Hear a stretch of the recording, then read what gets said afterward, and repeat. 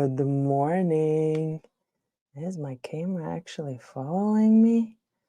Ah, we're gonna cut that out.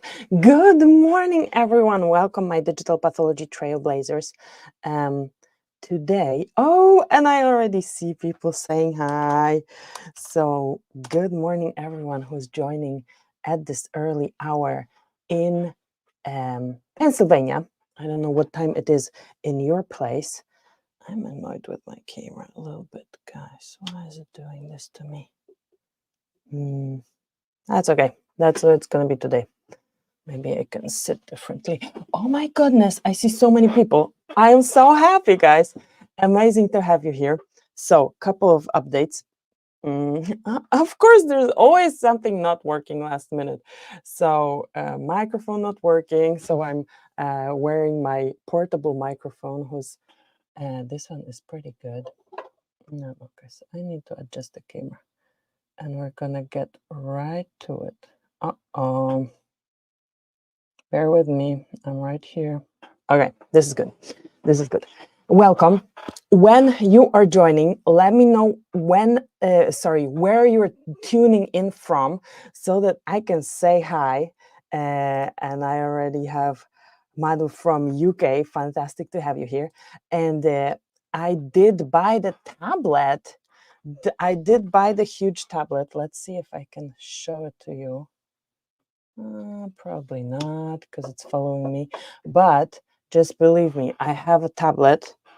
Let's see if I can show it here. It's here. Let's see. It's the first time I'm going to be live streaming with it. So if it's not working, just give me some grace. But a couple of updates. So yesterday, I gave a presentation for a group interested in image analysis from the Cincinnati Children's Hospital. And it was interesting, very mixed group. I don't think I have ever given a presentation to such a mixed group. And the mixed group means there were radiologists, there were pathologists of different level of interest and expertise in AI. And there were radiologists who are, in general, in principle, are like 25 years ahead of pathology. But with the new advancements, they're doing what we're doing. So by new advancements, I mean foundation models, maybe the incorporating reports, large language models into their work. They have advantage in multimodality because they have CTs, they have the normal X-rays, they have ultrasound and different modalities. So it was interesting. To me, it was interesting because I knew this was a group with interest in image analysis, in AI. But then based on the questions, I realized, okay, not everybody is on the same level. So I started presenting a little bit differently. I hope it went well. And the organizers said they're going to share the recording from this presentation. So whenever I get to edit it, you're going to hear it in the podcast, right? My digital pathology trailblazers, I see you are here. Give me a thumbs up wherever you're joining. Sometimes the LinkedIn comments, they lag. So I don't see them through my streaming software. I see the people who are on YouTube, but let me know where you're tuning in from, and let's see if we can actually share our new tablet.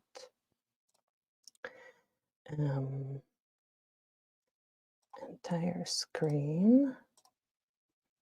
Yes, and I'm also using a new software, so I'm keeping fingers crossed that everything works. Today, so in that presentation yesterday, I was giving examples of both things that are very cutting edge, that are just starting, like the this program called PathChat, which can basically take snippets of a histopathology image and recognize what this is. And at the end, I showed a video from a conference from the Digital Diagnostics Summit, where I have these earrings with a multinucleated giant cell, and we let this PathChat analyze it, and it's well, I already spoiled the story for you. It recognized it, but it was so much fun. So, but back to my train of thought. So the more classical approaches, like supervised deep learning approaches, where it makes sense to do image analysis for a particular entity because it is difficult to assess visually in a consistent way.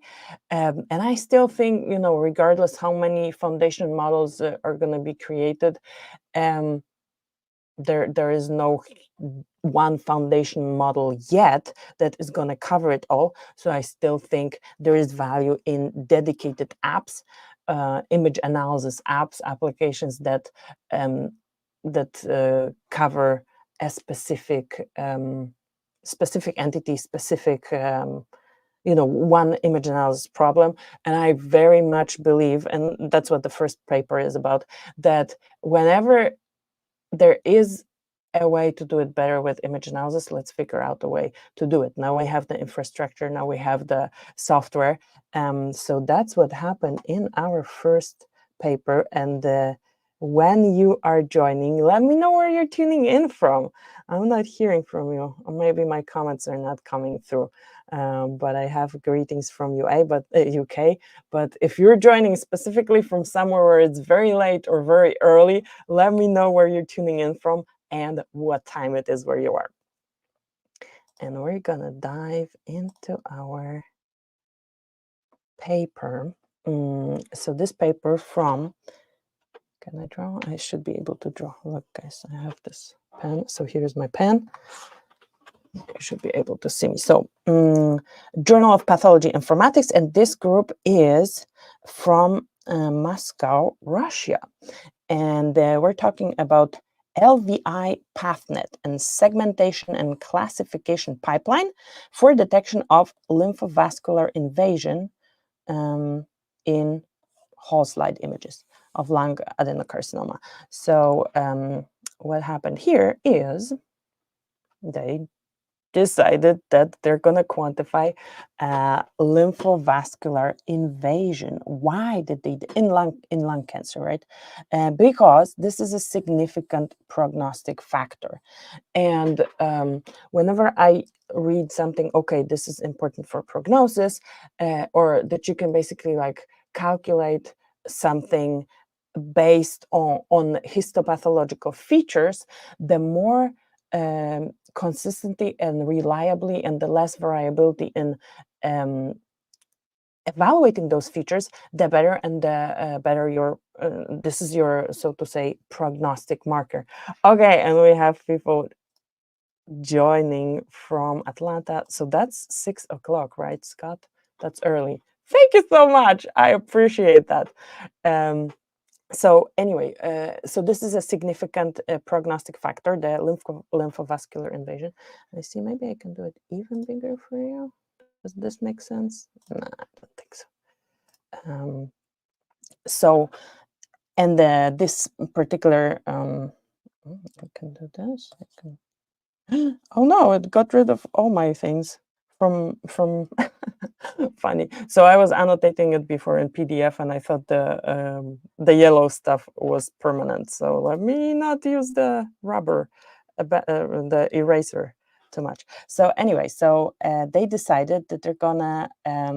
The study aims to develop a deep learning model for lymphovascular invasion detection in whole slide images, and they're gonna. They evaluated also its effectiveness within pathologist information system. And they had pathologists annotate, we still have pathologists annotating, and they annotated invading tumor cells in 162 whole slide images in non-mucinous lung adenocarcinoma. So here I want to emphasize something, because we were talking, foundation models, millions of slides, hundreds of thousands. Not everybody, well, and maybe once they're trained, you can buy them and you can use them. But for these specific applications, even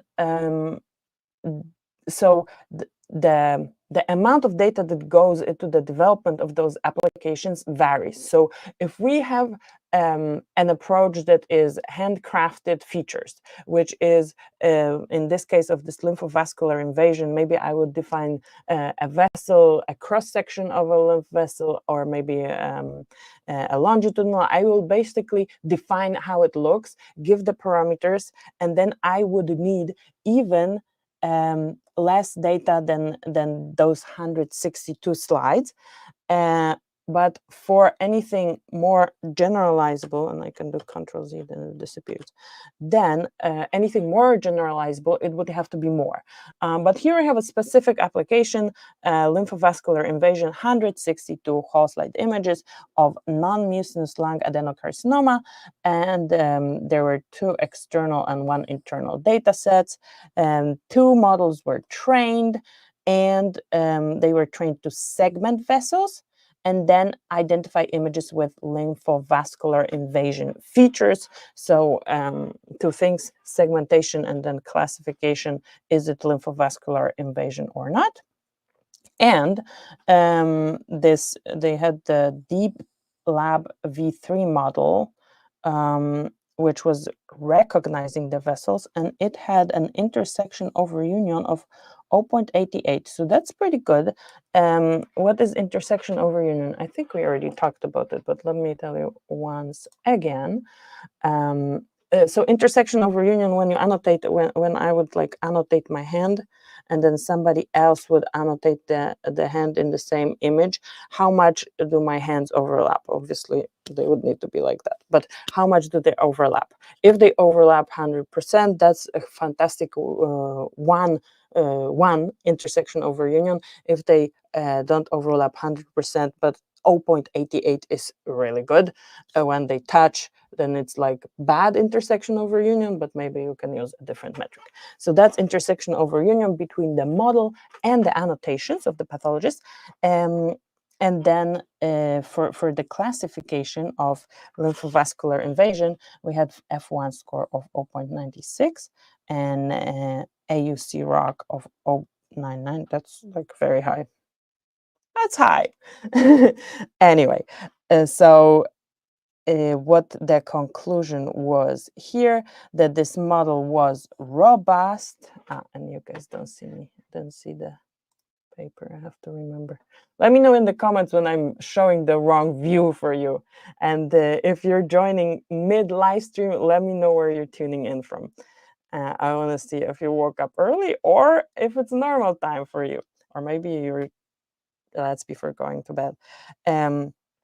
So that's not working. Control Z is working. So the important thing is that pathologist evaluation.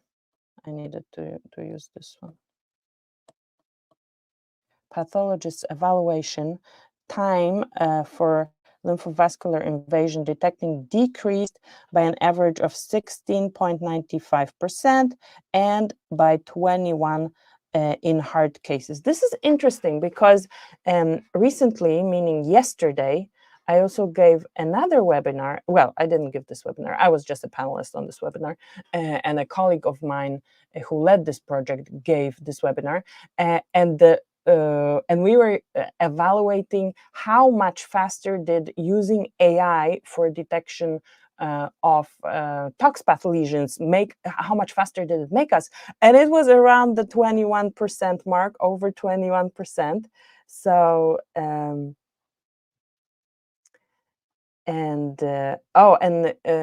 some people are asking if there is a certification of attending this event. If you are interested in getting certified that you spend this half an hour discussing literature, let me know in the comments, and I will have my team go into the comments and see who was interested in that. If you registered through StreamYard, then I have your email address. If you're on LinkedIn joining, I can send you a message or in any other way, leave a comment so that I have proof that you have been here live or as a viewer. and then we can figure out a way to certify this time. If this is something that's useful for you, it's literature research. This is funny. Sorry, literature review. My husband, he's an MD clinical pathologist, and actually for his CE, continuous education points, he has to demonstrate what papers he was reviewing. And I told him, hey, view all the videos that I have on those digital pathology papers. It's already, like, I talk about those papers and you have the links to the papers. So if you're interested in doing something like this, let me know. And oh, I see more people want certificates. Yeah, let me know. I can give you a certificate of attendance. If I know that you guys were here live, leave me a comment and let me know that you would like a certificate. Let's start doing this. I mean, it's our time that we're putting into our continuous education. So, summing up this lymphovascular invasion paper, the pathologists were faster and they were more consistent in the diagnostic assessment. Oh, fantastic. And if you are on YouTube, then just let me know also how I can find you, because through LinkedIn, it's easier to send messages from through YouTube. Don't leave your email in the comment, but get in touch with me on LinkedIn or via email. You get emails from me that this live stream is happening every week. Now, let's talk about our next paper, which is integrating telepathology and digital pathology with AI, an inevitable future. Yes, I would say the presence is overlapping with the future. Why I like this paper? Well, it's a review, so it's going to be a review what's going on out there. It's published in Vet World. That's why I love it, because I'm a veterinary pathologist, and I see a collaboration between this group is from Brazil, from Sao Paulo, and we have the Faculty of Medicine, we have School of Veterinary Medicine, and then we have Department of Animal Sciences. So a heart for collaboration of veterinary and MD pathologists. If I would design like a perfect dream residency, I would design a pathology residency for all pathology, for medical and veterinary pathology together. So going back, oh, and I see a comment that you guys liked how I showed the intersection overunion. Yeah, best tool to show.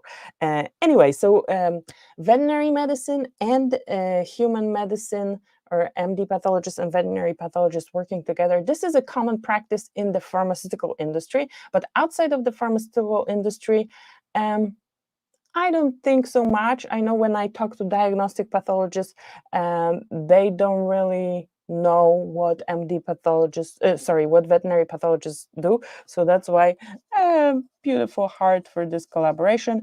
And I do agree, this is an inevitable future. We're going to be, whenever we can, use AI to make our life easier.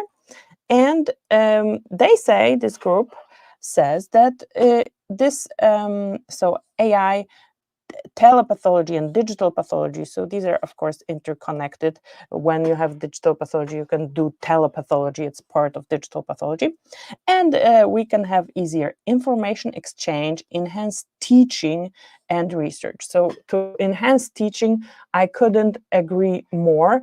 Oh, and we have guests from Portugal. Hello, Maria, great to have you. To the power of education. You probably know the story, but for those who don't know, I failed boards once. So I'm a board certified veterinary pathologist, but it took me 2 attempts to actually get my board certification. And the worst part, because the exam consisted of several parts, and one of them was histopathological evaluation, and I failed it. And it's like, okay, what kind of pathologist are you if you cannot do histopathological evaluation? This is kind of your job, right? So you should do that. So to do that, at that time, it was 2016/17 when I took my boards, we were evaluating this on the microscopes and glass slides. But at that time, I was in the process of moving to the US. Somehow I was like, I didn't have a good microscope, and I found myself in a situation where it was difficult for me to study. And at that time, there was this I don't know, notion, or like some people would emphasize very much how important it is that you have your good microscope that you're used to, because this situation is so stressful. And at some point I said, okay, I don't have a microscope at the moment that is decent. It's clunky. I cannot do it while traveling. Let me study on digital slides. And I did. With a friend of mine, we basically met over Skype every day and would review 4 cases together on digital pathology, with the knowledge that I knew that later at the exam, I'm going to be doing it on glass. So I kind of did it in reverse, and it worked. The second time I passed my boards by studying on digital slides. My thought going into it was, it doesn't matter what medium you're using to view those images if you recognize the content. So I learned to recognize the content, and it translated into reviewing those slides on the microscope. So very much enhanced teaching is something I stand by. And we have more people from Atlanta. Ooh, we have a strong group from Atlanta. Hi, Atlanta. So and I like this also, that it shows promise for both human and veterinary medicine. At some point in my career, I was considering a career in One Health. So One Health is even more than veterinary medicine and human medicine. It's also environmental health, to improve the health of the world. And I then went to the industry instead. But that's okay. There still is an interest in One Health, and I very much love when veterinary medicine and human medicine work together. Oh my goodness, we even have guests from Algeria. Amazing. I don't think we had guests from Algeria before. And for those who are joining a little later, there was a conversation in the chat about getting a certificate of attendance. Let me know if you would like a certificate, comment certificate, and I'll send you a certificate to certify that you are here live reviewing literature with me. So yes, I love the collaboration. And let's go to our next paper, which increases the complexity of the digital pathology work. Okay, I see people interested in certificate. If you are doing this on YouTube, I may not have access to your email. So feel free to reach out per email, and you can send me an email back and just screenshot your comment. I do need the comment to know that you were there live. And I see more people joining on LinkedIn. No, we have sorry, on YouTube we have people joining from Canada as well. Oh my goodness, at 4:20 a.m. I think the star for the earliest person goes to Terhemba in Canada. Congratulations and thank you. It's really, I'm moved by this. Somebody is watching this at 4:20 a.m. And we have both pathologists and residents. Amazing to have you here. Let's talk about our 4th paper called Spatial Heterogeneity of PD-1 and PD-L1 Defined Osteosarcoma Microenvironment in Single-Cell Spatial Resolution. So here already when you read this title, it's like, oh, okay, we're next level of complexity. This is in laboratory investigation. Let's see if, okay. Yeah, my Control-Z works. Because we are looking at spatial resolution of single cells. This is a trend. Trend is not the good word, not the correct word that should be used. How do you say trend in science? I don't, direction. Let's do direction. Direction in the immune oncology space. It's not new. Oh, and we want a certificate for Egypt. Amazing, fantastic. Yeah, there's going to be a certificate. My team is going to go into the comments, and we can do certificates for every single DigiPath Digest. maybe at the end of the year, who gets the most gets a prize. I'm going to send you a book, or we figure out a prize. So here, the spatial heterogeneity of PD-1, PD-L1 defined osteosarcoma microenvironments at single-cell spatial resolution. So immune oncology, right? Immune oncology is the whole space of figuring out how to motivate the immune system to actually fight cancer and not destroy the cancer, but have and we have guests from Pakistan as well. Amazing. So that immune cells fight this cancer. They keep fighting those pre-cancerous cells all the time. So what happened? What did the cancer do that it blocked those immune cells from fighting it? And the field of immune oncology tries to motivate in quotation marks, of course, to the immune system to fight back.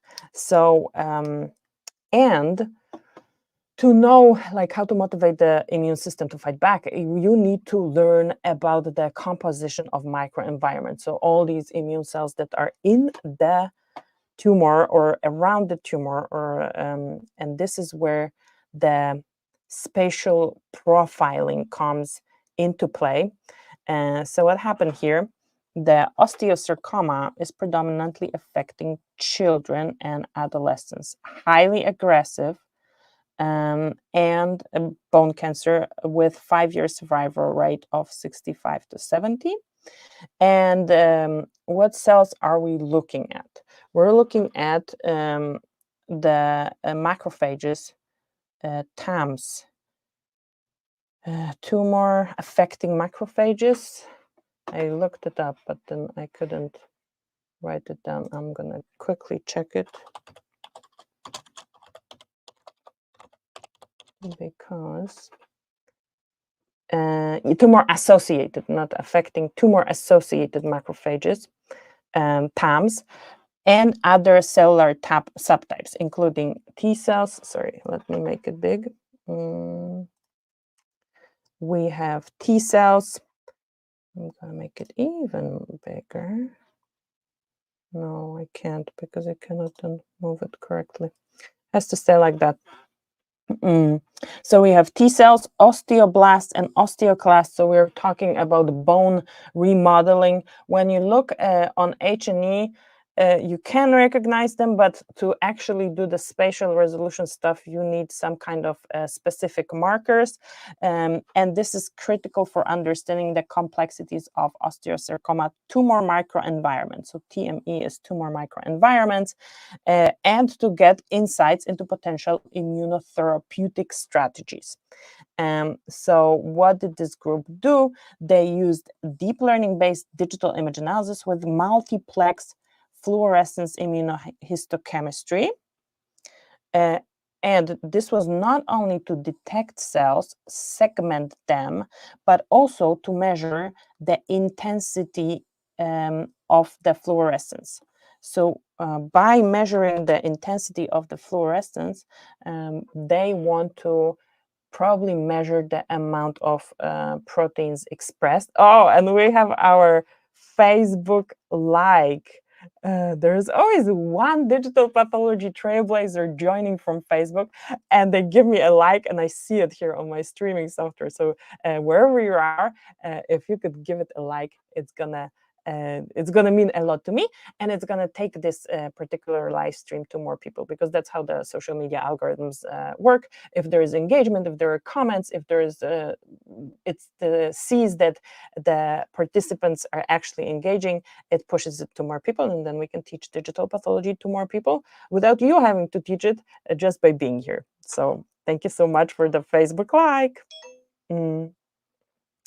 And what was here, the conclusion, they revealed that there is a heterogeneity in cell composition and spatial orchestration between PD-1 and PD-L1. So this is an immune oncology pathway that is being targeted with immune oncology drugs. This is program death ligand and program death receptor, and it highlighted the role of T cell functionality in this context.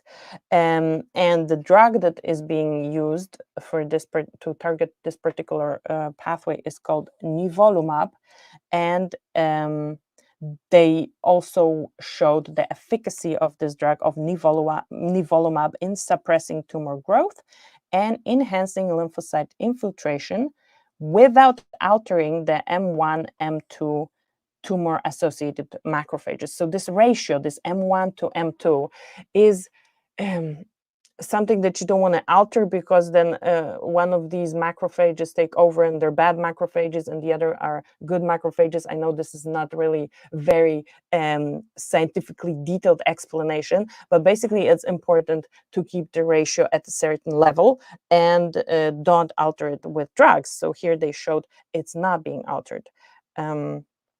And they say that by leveraging the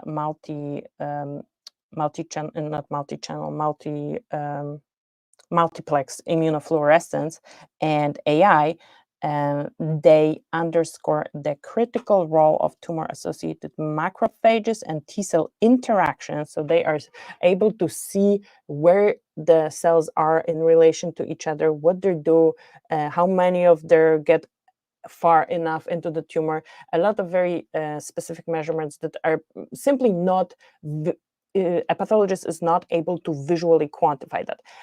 You see it, you can confirm it, you can confirm if the image analysis algorithm is working well, but physiologically, from the vision principles of physiology and nature, you're not able to quantify this complexity of information. So here, if we want to investigate that, there's no other way than image analysis. In the other stuff based on H&E, like we had at the beginning, the lymphovascular invasion, you can try, but then you're just inconsistent. Here, it's not possible. So this is the only way of doing it. So yeah, and they propose new therapeutic avenues focusing on tumor-associated macrophage repolarization and targeted immunotherapies, thus underscoring the study's potential impact of improving osteosarcoma treatment.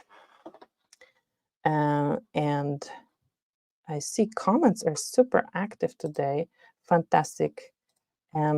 Treatment changes molecular biology, so we should do whole genome sequencing, epigenomic and primary and metastatic tumors. So yes, and the molecular is a big part of any treatment, any diagnostic process. I love the fact that now we can combine images with molecular in a way that combines those two. So what I'm talking about would be molecular predictions from images that later can be confirmed with molecular methods. And basically, because of AI, we can now do a lot more multimodal work than just with images.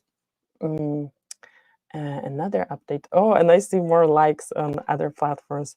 Thank you so much for joining me. I really, really appreciate that. One thing that I wanted to give you an update that kind of came from the Cincinnati Children's presentation that I gave yesterday. I prepared a presentation. I know you might have heard me talking about a course, a digital pathology course based on my YouTube videos.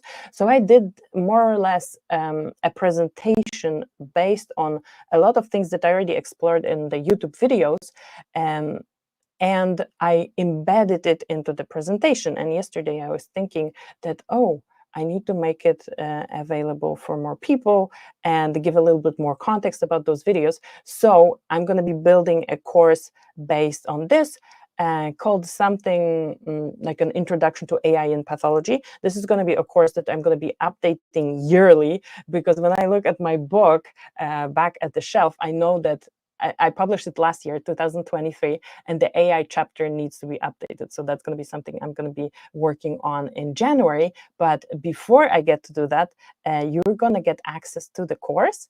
And if you're on my email list, then you will know everything about it. So these were all the papers for today. Thank you so much for joining me, and I see you in the next episode. Have a wonderful day. Bye.